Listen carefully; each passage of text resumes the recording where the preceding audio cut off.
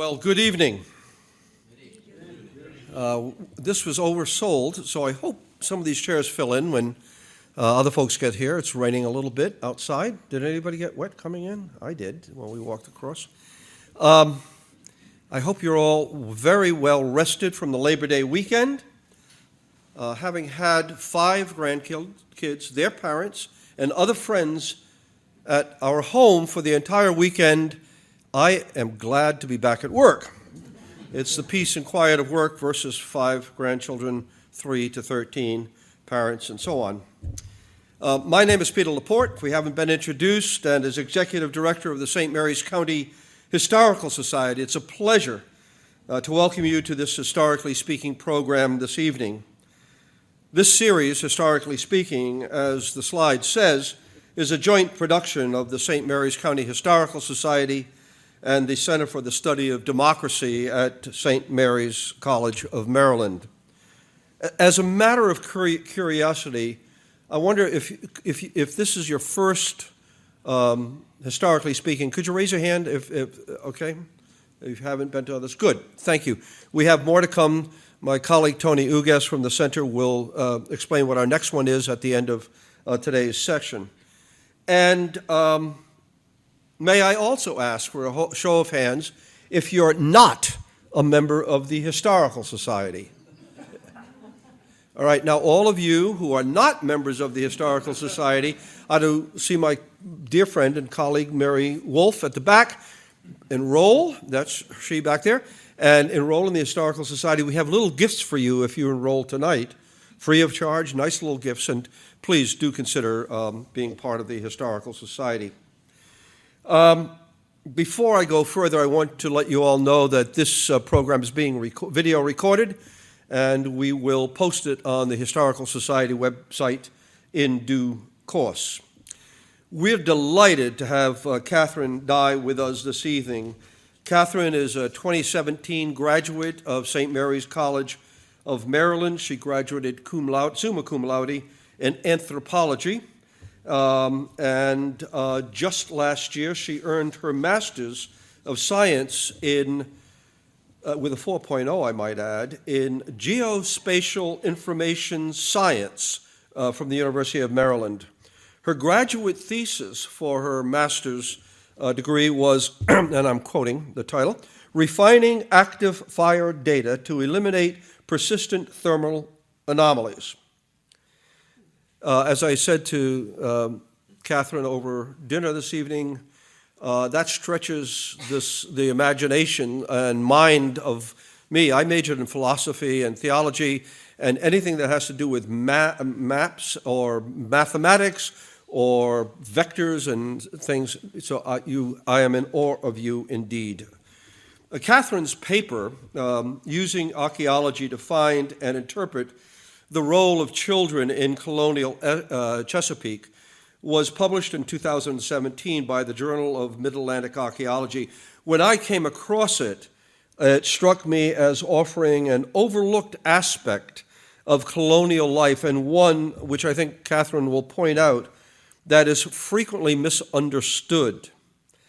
So we're going to hear about children in the colonial Chesapeake era. At the end of, where did that little thing go?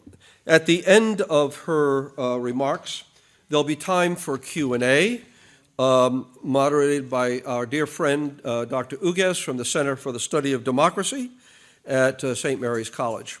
And with that, I'd like you all to extend, please, a warm welcome to our speaker, Ms. Catherine Dye.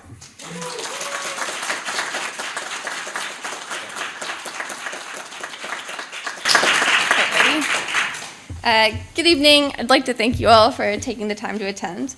Tonight, I will be discussing the role of children in colonial Virginia and Maryland. This research was done over the course of a year for my undergraduate capstone project in 2017. Due to time constraints on this research, I was unable to explore the lives of Native children, but that is something that should be done in the future. Hopefully, my work provides a useful framework that can be applied to other data. A lot of current ideas about historical childhood can be traced back to a man named Philip Aries and his 1960 French book and its 1962 English translation titled Centuries of Childhood, A Social History of Family Life. He argues first that before modern times, childhood was not a recognized developmental stage, so children went from infancy to a youth in which they were simply treated as less capable adults. The term small adult is typically used here. Secondly, he argued that due to high infant and child mortality rates, parents could not afford to become emotionally attached to their children. This idea becomes particularly relevant to the colonial Chesapeake, as malaria resulted in extremely high mortality rates. Both of these ideas can be connected to our knowledge of child laborers during the Industrial Revolution and the brutal conditions they had to work in. For good reason, child labor is now generally viewed as child abuse. Let's see. However, this can skew how we look at the lives of children historically. In the past, labor was much more routine and not necessarily inhumane outside of the context of slavery and other exploitative labor. The idea of the absence of a childhood stage beyond infancy has mostly been debunked, but the question of how much children were valued for reasons beyond their economic contributions persists.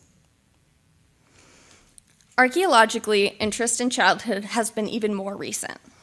The start of this research may be attributed to a woman named Greta Lillehammer, who in 1989 noted the failure of archaeologists to account for and see children in the archaeological record, particularly in prehistoric archaeology.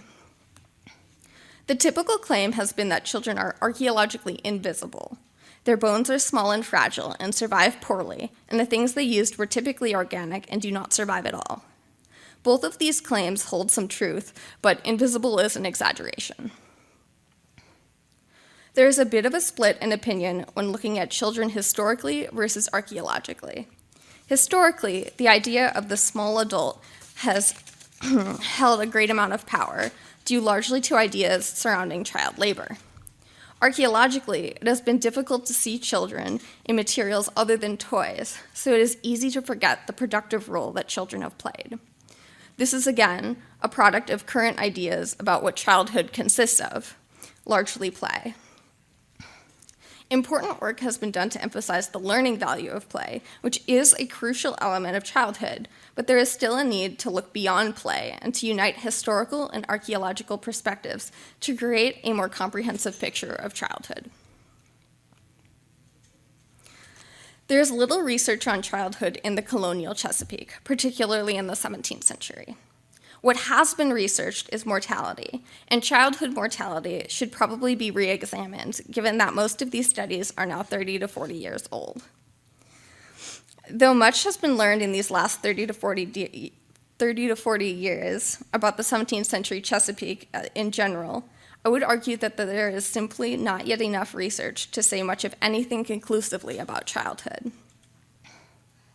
Most thinking suggests that children were valued primarily for their economic contributions in the 17th century through the mid-18th century, at which point a mixture of Enlightenment influence and dropping mortality rates pushed children into a more central role in family life and increased their sentimental value. The nearly sole source of hard data about childhood in the colonial Chesapeake is Daniel Blake Smith's 1980 book, Inside the Great House. As a singular source based on patchy surviving records from only the 18th century, this one book is not a final, complete assessment of childhood. It should be considered more of a starting point for research than an ultimate authority. Meanwhile, archaeologists have been almost silent on the matter. To explore this topic, I synthesized data from child burials, archival records, archaeological artifacts, and probate inventories. The most useful sources ended up being probate inventories and the archaeological records of child burials.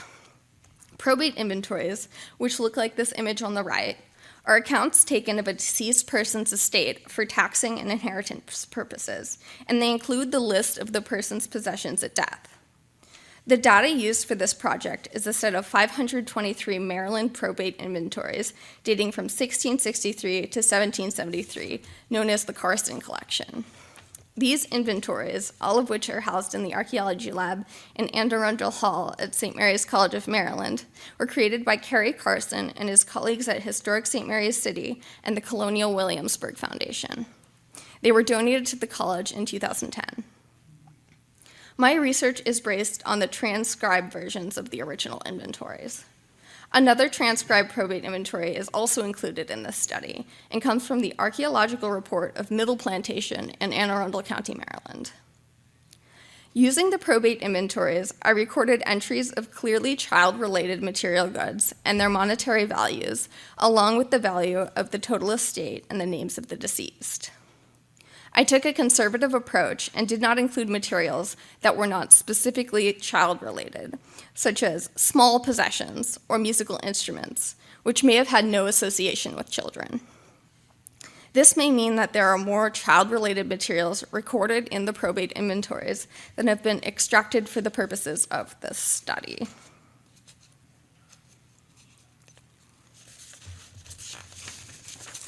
The probate inventories also include entries of enslaved and indentured servant children, which were noted.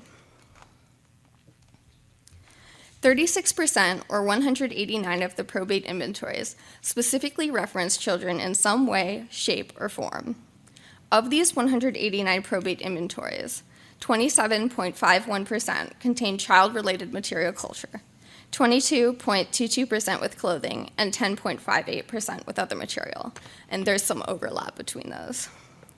86.24% contain mentions of child laborers, and 3.7% mention child-related rooms. Only clothing is specifically gendered. Of the inventories that contain child's clothing, 30.95% list clothing, both alone and in combination with other gender/age groups, that is attributed to girls, 57.14% to boys, and 66.67% to generic children. This corresponds to the percentages of individual clothing items attributed to each group. Boys' clothing appears to be singled out more frequently than girls' clothing.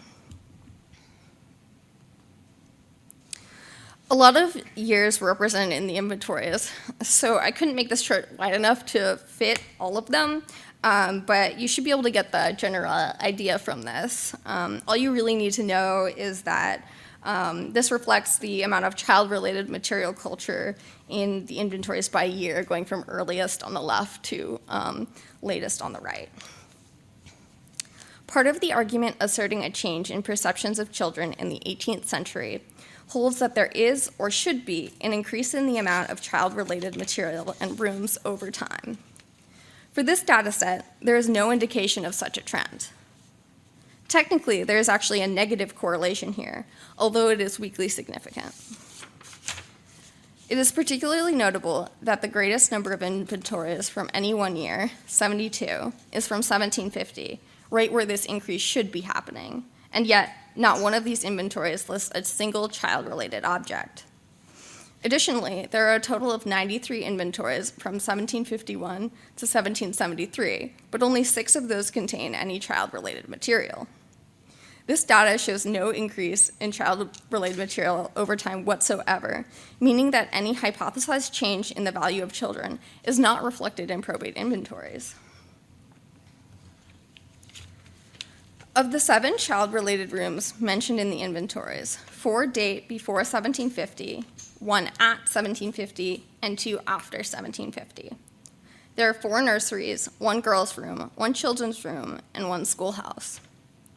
These rooms come from estates of a broad range in value, but not poor, between 121 and 84,335 pounds sterling. Interestingly, none of the material listed in these rooms stands out as child-related. This perhaps reflects how integrated children are into the adult world, such that they would be living with things that are not exclusively child-related, even in a space that is child-related in name. It is also possible that this indicates that some of these rooms, such as the ones with the axes and hoes, were not occupied by children at the time of the estate owner's death. 163, or 31.11% of the total number of probate inventories list child laborers, which is 86.24% of the inventories with any mention of children at all. The amount of child-related material shows a weakly significant positive correlation with the number of child laborers listed in each inventory. This correlation may be more of a reflection of the wealth of the deceased than anything else. Wealthier individuals owned far more materials and had more laborers than did poorer individuals, and their items were also likely to be of greater value and thus better reflected in the inventories than items that might be deemed of very little or no value. It is possible that these child laborers had no material specific to them, that what they did have was of such low value as to not be recorded, or that materials related to them could not be identified in the inventories. It is likely that when items of value were associated with the laborers, they would be noted, especially with enslaved individuals. Such is the case with an enslaved boy named Ned, listed in Gerard Sly's inventory, who is noted to be with silver collar. It may have looked something like the one shown in this image here. The inventories make clear that it was possible for persons of very little wealth to acquire materials for their children. The lowest value estate in the subset was valued at only 18.62 pounds and lists a child's chair. Though wealthier individuals seem to have been slightly more likely to own child-related material than poorer individuals, it is a weakly significant correlation. It appears that poorer individuals could and did obtain things for their children. Child goods themselves were probably not luxury items, though there were certainly higher valued goods that might have served to reflect the status of the owner, such as the silver collar. Okay. Now I'm going to get into the child burials that I looked at. This information comes from a variety of site reports that I could get my hands on. There's undoubtedly a lot more data about child burials out there, but for this project, I did not have time to visit sites and look at original records. My burial data set contains a total of 95 individuals, aged 0 to 18, from 12 different sites. In order to make the data workable, I used the midpoint of the age ranges given for each burial, as it is very rare that an exact age was determined. As I mentioned before, one of the things that has been studied about children in the colonial Chesapeake is their mortality. The main takeaway from these studies is that a large percentage of the population died from malaria or other causes that became more dangerous when combined with malarial weakness. It is generally believed that mortality rates dropped significantly in the 18th century. In a study of Charles Parish in York County, Virginia, Daniel Blake Smith showed that malaria was a particularly big problem. His argument rested on the idea that young children, aged about 1 to 4, were particularly vulnerable to death by malaria or following malarial weakness. Oh, did I? Yeah. Susceptibility at this point, rather than in infancy, can be attributed to the temporary immunity newborns and infants gained through the consumption of breast milk. Smith used age ranges of 0 to 1, 1 to 4, 5 to 9, and 10 to 14 to analyze this data. At Charles Parish, children aged 1 to 4 died at rates about equal to, if not slightly higher than, those aged 0 to 1. In an effort to examine mortality patterns in the burial data I collected, I used Smith's age breakdown to analyze my data, although I had to adjust the 0 to 1 category to 0 to 2 in order to account for a significant number of burials that could only be aged younger than 2 years old. The distribution of my burial data does not follow the pattern it should if Smith's assessment of a malaria-stricken society is accurate. Rather, the percent of individuals in the 0 to 2-year-old category far outweighs the percent in the 2.1 to 4-year-old category. Even when fitting the data to Smith's model completely, leaving out imprecise infant burials, the percentage of individuals in the 1.1 to 4-year-old category is still lower than those in the 0 to 1-year-old category. Though burial data is certainly not a complete picture of mortality, this does suggest that malaria may have been more of a localized problem than one equally devastating across the entire Chesapeake. For the rest of my work with these burials, I grouped them into categories for infants, 0 to 2, young children, 2.1 to 7, older children, 7.1 to 14, and oldest children / young adults, 14.1 to 18. The infant category is based on the biological inability of these children to be self-sufficient, as well as the number of individuals, 17, whose ages were only specified as infants under the age of 2. The young child category, or 2.1 to 7 years old, is based on dress changes that occurred around the age of 7. And the older child category, 7.1 to 14 years old, ends at the age the youngest individuals were getting married, 14. The child category covers a range of ages when children reach milestones of marriage and inheritance. It is important to note that the conditions of a burial reflect more upon the person doing the burying than they do on the individual being buried. That being said, examining burial conditions is a useful way of understanding perceptions of buried persons. In this study, the formality of burial, evidence of a coffin, shroud, or other treatment, such as a burial cap versus no treatment at all, serves as a rough approximation of the sentimental value of the deceased individual. So greater effort equals greater sentimental value. This measure is admittedly not precise. The absence of a coffin, for example, may reflect haste in burial, inability to acquire a coffin, or quite simply, a different idea of what constitutes an appropriate burial. Further, there is certain functionality in the methods used to bury individuals. A burial shroud, which is what you wrap the body in, may stifle the stench of the body, and both coffins and shrouds may allow for easier transportation of the body. Nevertheless, a coffined and/or shrouded burial still requires greater effort than a burial with neither, and is the best proxy for the value placed on an undocumented deceased individual. Preservation was an issue for a number of these burials, as is typically the case for human remains in the Chesapeake due to harsh soil conditions. Burials that were disturbed, unexcavated, inadequately reported on, or otherwise indeterminate were excluded from this portion of the analysis. The patterns in burial care appear to contradict claims of a lack of parental attachment to children and infants in colonial society.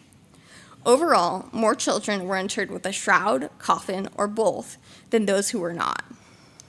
Only 17.89% of the children were buried without any sort of elaboration, 29.47% with just a shroud or burial elaboration, 12.63% with just a coffin, and 21.05% with both coffin and burial elaboration / shroud. Only one individual was buried with any sort of grave good, a 15 to 17-year-old male from Patuxent Point, who was buried with a tobacco pipe in his hands and found with a button. By and large, grave goods do not appear to have been a part of the custom of burying children. When laid out by different levels of formality, a pattern emerges where younger children appear to have did I skip one accidentally? Oh, yeah, there we go. Excuse me. When laid out by different levels of formality, a pattern emerges where younger children appear to have greater investment in burial treatment than older children. The main thing to note here is the both category, which indicates the use of both a coffin and a shroud / other elaboration. This drops as the ages increase. In general, 2.1 to 7-year-olds receive the greatest amount of care, followed by 0 to 2-year-olds, 7.1 to 14-year-olds, and 14.1 to 18-year-olds. When shrouded and unshrouded coffin burials are combined, this pattern becomes much clearer. While the percent of shrouded individuals stays relatively steady for all groups, there is an exact opposite correlation between no burial treatment and the use of coffins, where the groups with the greatest percentages of coffins have the lowest percent of individuals with no treatment. When laid out simply in terms of coffin or no coffin, a distinct change appears between the younger two categories and the older two categories. For the younger two, the number of coffined individuals outweighs the number with no coffin. The opposite is true for the older two groups. When comparing 0 to 7-year-olds to 7.1 to 18-year-olds with formalities of either coffin or no coffin, a chi-square test marks this difference in the usage of coffins as statistically significant. I went through 10 volumes of Maryland archival records via the Archives of Maryland Online, a publicly accessible, word-searchable, transcribed database of Maryland archival records. There, I word-searched for child-related terms to get an idea of how children were discussed in government records. I won't get into this too much because, quite frankly, I simultaneously had too many and too few examples to look at and not enough time to do a good job of interpreting them. It would have been useful to have supplemented these with archival records from Virginia. However, I'll share a couple of useful things that I got from the search. Notably, the court records allowed me to see how children of different ages were treated in the legal sense concerning marriage and inheritance. This added some guidance for me when determining how to split age ranges for the burial examples. The other useful piece of information I got from this search regards something called orphan laws. These orphan laws are exactly what they sound like: laws put in place to address the care of children after one or both parents died. There was obviously a need for this given the high mortality rates in the Chesapeake. Essentially, these laws ensured the proper management of the orphans' estates until they came of age to inherit, and stipulated proper care of the orphans themselves. It was mandated that children be properly fed, clothed, and educated. If the estate could not support the maintenance of the orphans, they would be apprenticed out or become servants until they came of age. These laws also held the county courts accountable and required that they perform regular checks on orphan estates and ensure that the orphans were being properly cared for and educated. The orphan laws reflect the lengths to which the government sought to protect children and to maintain their inheritances for them until they came of age. These laws were not idle either. They were frequently updated and enforced. I was unable to get very far in my search for child-related artifacts, due in part to poor preservation, in part my inability to access very many collections, but also due to the archaeologists' oversight of child-related material. When asked, few, if any, people I talked to could think of a single example of child-related material culture. Toys and bodies are really the only unavoidable pieces of evidence of children archaeologically. And even those things classified as toys weren't necessarily used as such or even by children at all. It's not possible to see the presence of children archaeologically without being conscious of their existence during the research process. Notably, Jamestown is, or was 5 to 6 years ago, significantly more developed in this research than anywhere else in the region. Bly Straub, who used to work at Jamestown, did some work investigating childhood there, so there's a good amount of material on the Jamestown website that was useful for this project. I couldn't get access to their stored collections, but I did make a trip over to look at their displays. One of the nice things about Jamestown is that they have wells that became trash pits once they went out of use. These concentrated areas of trash are datable based on the level of the deposit and are unusually well preserved due to the wet environment. This means that organic material goods such as leather shoes survive, providing another reminder of the presence of children. These images are all of artifacts from Jamestown, including a slate that has possible child-made inscriptions, toys or possible toys, and this combination silver whistle, rattle, and coral teething stick for a baby of a high-status individual. Jamestowns weren't the only ones to have interesting materials, though. Something that's probably nearly identical to this Jamestown whistle/teething stick, is listed in a probate inventory from Maryland that was not a part of the data set I talked about earlier. I've encountered a few other artifacts that relate to the presence of children, such as a small pinch pot, but not many. That being said, evidence does exist, and it is still possible to do this research. As an example, several researchers have examined stone tools and debris on indigenous sites, in some cases finding evidence of amateur production. They interpret this as part of the learning process children go through to be able to create well-crafted tools. Ultimately, if we want to understand the lives of children better, we're going to need to keep their presence in mind as we research and to think outside of the box a bit. In conclusion, the results of my research suggest that although present ideas about children and how to raise them differ from those in the past, our care for children is nothing new.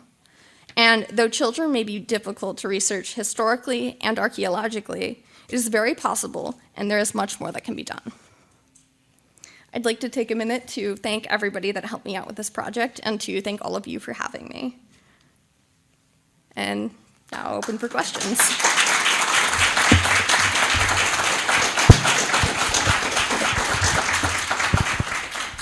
Thank you, Catherine, for the wonderful insight, for the presentation. We now have time for questions and answers, and so if you have a question, please raise your hand and I'll bring you the microphone and you can direct your question to Ms. Dye.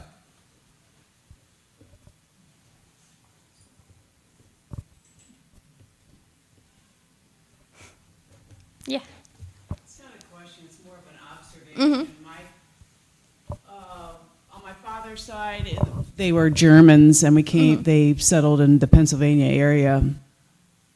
And my father had 11 siblings, my mother had 9, and I think with many of our grandparents, they had a lot of children to help out. Yeah. They weren't looked as slaves, but you wanted a lot of children to help get the job done. Yeah. Yeah. What? Hold on, let me unmask. Yeah.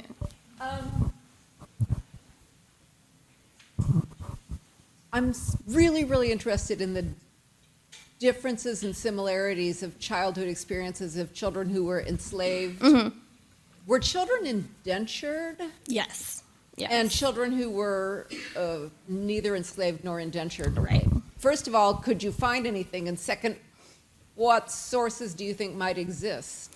Yeah, I think a lot of that would be things to pull out of archival records, which, as I mentioned, I didn't really get a really deep dive into, and is something that would be really cool to look at in the future, especially combining in the Maryland records and Virginia records. And then there's just a lot that isn't necessarily available without actually going to the places where people do the research, because, you know, a lot of it hasn't been published yet, or it's, you know, people have forgotten about it and things like that. So I think there is a lot of information out there, but I think a lot of documentary, and then there are things that can be done with, like, child burials, for example, where you do see when you can identify, like, if there are records of where, like, the slave cemeteries are versus, the white people cemeteries, you can look at those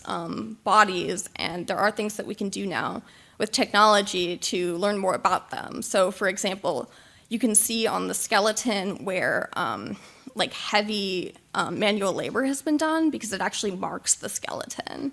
And then there are other indicators like that too, like, you know, tobacco pipes. People have grooves in their teeth from, you know, holding on to them so much. And yeah, so there are a lot of sort of odd avenues you wouldn't really think of. But yeah, there are definitely ways to do it. It's just a matter of really having to focus on it, because, you know, it hasn't been a huge focus yet. But yeah. Yes? You had mentioned that in one of the children's grave sites that there was an artifact or something in the grave with them. Yes. Was it typical to do that with the adults? Did they Yeah. have a lot of stuff? Yeah, I think, I don't know that it was necessarily like all the time, but there are definitely, I've seen a lot of examples of adults where they did have things in the graves with them. And, but, you know, that could maybe be partially just my sample size, and, you know, those are the things that get talked about when you find, like, the cool stuff in with them. I'm trying to think. Well, I mean, there's, like, the tobacco pipe that you had here, and then I think sometimes with the sort of the richer individuals, there are probably cases of like bits of jewelry and things like that, and like clothing items. So you might find buttons and things like that. But yeah.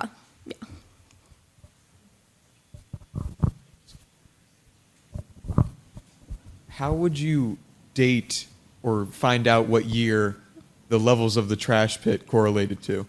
Yeah, so essentially you're looking at it based on the idea that the bottom layer is the oldest and the top layer is the most recent. Because if you're putting something in the ground, you have to go, you know, bottom to top. So you got your oldest stuff, then stuff goes on top of that, on top of that, on top of that.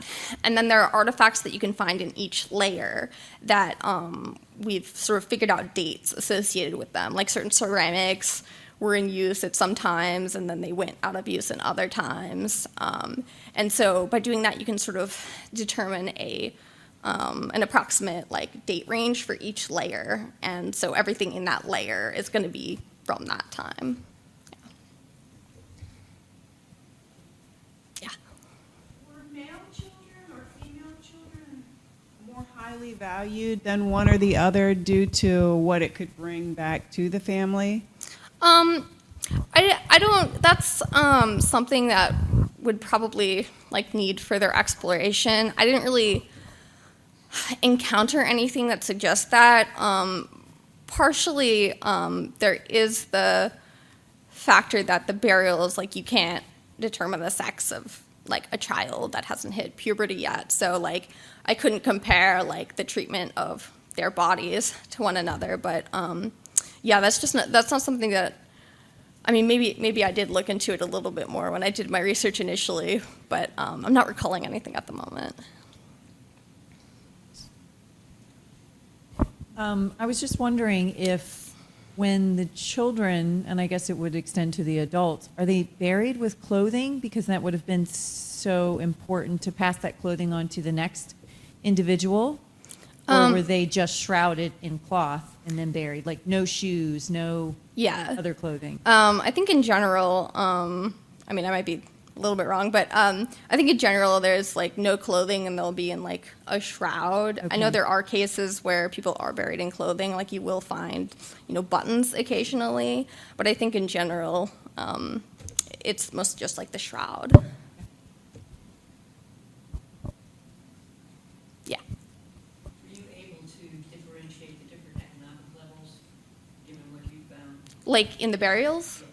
Yes. No. Honestly, the things that I was looking at to look at those burials are, they were site records. And I mean, there were some, like there is the infant that was buried in the lead coffin at St. Mary's City.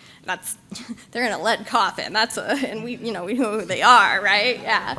But in general, not too much. I think I probably could have looked at that a little bit more just based on the context of those burials, like where they're buried, who the landowners are, and things like that. But that would require like a lot more time in digging. That's like dissertation work. I was thinking that the sources that you were citing there, you know, that some were shrouded, some were in coffins. Right. Would that have been an indication Oh. of their economic? Yeah, potentially. Yeah, I don't really know that for sure, but it very much could be. Yes. So that's what I was sitting here thinking about. I suppose you don't have, because this was your SMP. Yeah. I suppose you don't have comparable numbers for adult burials. No, that's one of the things I was thinking Right. about as I was going back and like looking at this presentation and stuff. And I was like, it'd be really great if I had looked at some adult burials. What I but- was wondering is, yeah. were the 14 to 18-year-olds basically young adults, and thus they had the cheapest burials? Yeah, Because I they mean, were Yeah. And the younger children, their parents were financing. Because I assume both an infant's coffin would be cheaper, right? Yeah. Presumably. Yeah. It requires less material. Yeah. So, yeah, that's like one of those things where I think it would be a lot clearer if I had like older children, older people, adults, to compare to. And I didn't get as deep into the history as I would have liked to, but I'd imagine like somebody who was extremely valued even if they weren't like wealthy or something, I would assume like the community would come together to provide them a really good burial and like, so I think they're like, yeah. That's all. I want to say, you've taken virtually no evidence and made a really serious case to question this assumption that children were valueless. Yeah, I mean, You've certainly undermined it and made people have to look back at it. Yeah. I think this was a wonderful project. Yeah, You thank did it you. from whispers of evidence. yeah, there was nothing holding up the argument the other direction, so, yeah. Yes. And I want to add to what you said and to ask you to elaborate. Yeah. It's not because you didn't do a lot of work. You went through all those volumes of the Yeah. Maryland Archives, which can be hundreds of pages. Yes. And those probate inventories were Yeah. no small. So in some ways, you had a lot of negative evidence. You know how we archaeologists love to talk about negative evidence. Yeah. I mean, a lot of negative evidence. And then, again, a huge part of it comes from it not being a topic that people are super interested in. So I had to do like primary level research and like over the course of a year, I can do some, but I can't do, the level of rigor needed to really build up the whole, our whole understanding of the topic. So it's just a big open project for people to work on.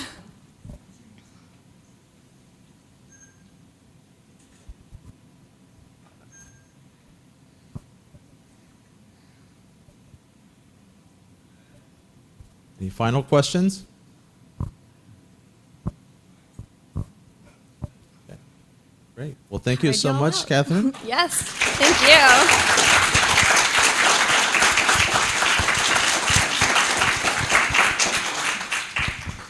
And thank you all for coming tonight. Before we conclude,